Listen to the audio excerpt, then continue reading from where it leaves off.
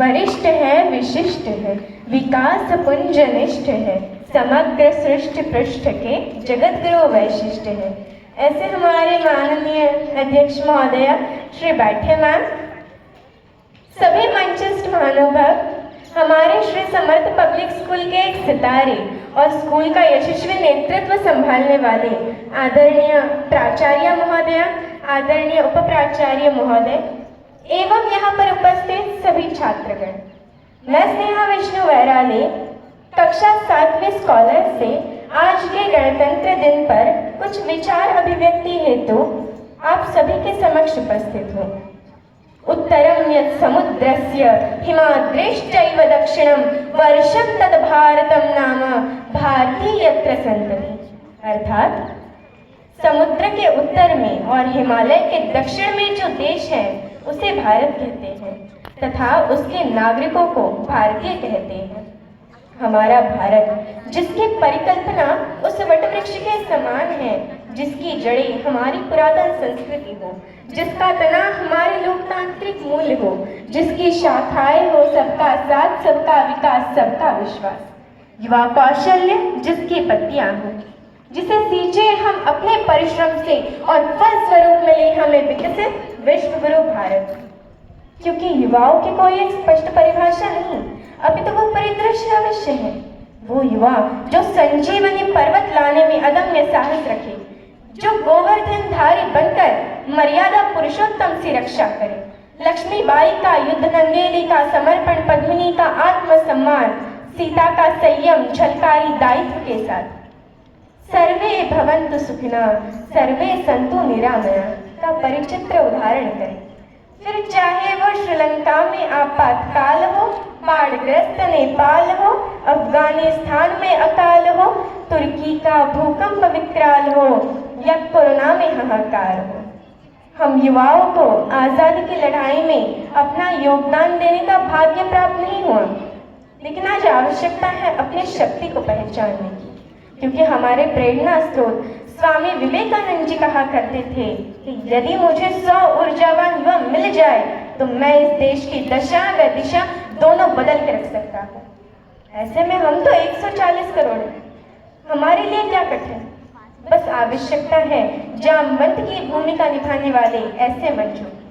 बस आवश्यकता है प्रत्येक युवा को ये जानने की कि वो क्या कर सकता है। जिस भी युवा को आध्यात्म में रुचि हो वो धर्म का प्रचार करे, शास्त्रों से परिपक्व युवा सरोजनी नायडू बनकर भारतीय संस्कृति को विदेशों में परिचित करे, तकनीक जानने वाला युवा अब्दुल कलाम बने, IIT NIT से पढ़ने वाला छात्र नासा के लिए नहीं अपितु इसरो के लिए काम करे। हम क्रिकेट, हॉकी, फुटबॉल, कबड्डी खेले तो भारत के लिए खेले। यदि कोई हेमा दास दौड़कर नारी सशक्तिकरण का उदाहरण देती हुई स्वर्ण जीते तो वो भारत के लिए जीते। हमारी गांव के युवा आगे आए और देश हित में नीरज चोपड़ा की तरह भाला फेंके। रचनाएं ऐसे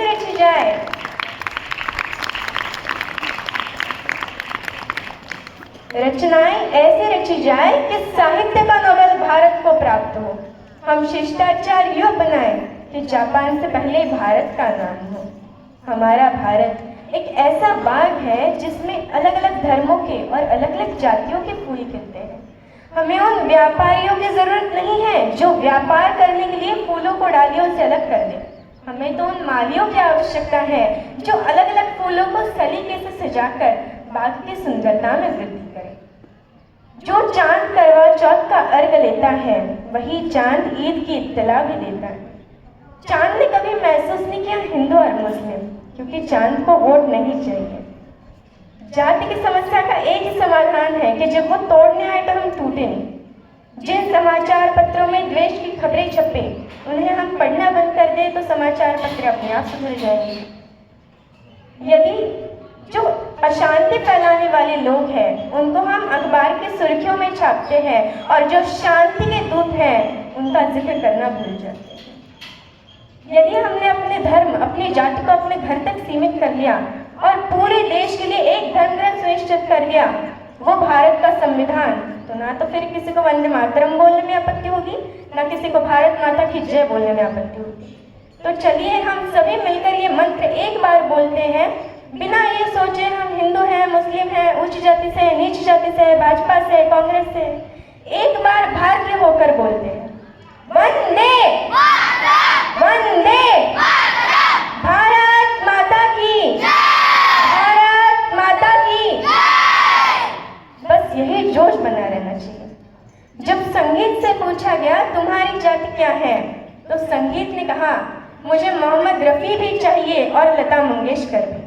हमें भारतीय राजनीति में पंडित अटल बिहारी वाजपेयी भी चाहिए और एपीजे अब्दुल कलाम भी। इसके साथ मैं इतना कहना चाहूँगी और आप सभी को आह्वान करना चाहूँगी कि उठो जवान देश की वसुंधरा पुकारती, उठो जवान देश की वसुंधरा पुकारती, ये देश है पुकारता पुकारती माँ भारती, पुकारती माँ भारती। जय हिंद, जय भारत, धन्यवाद।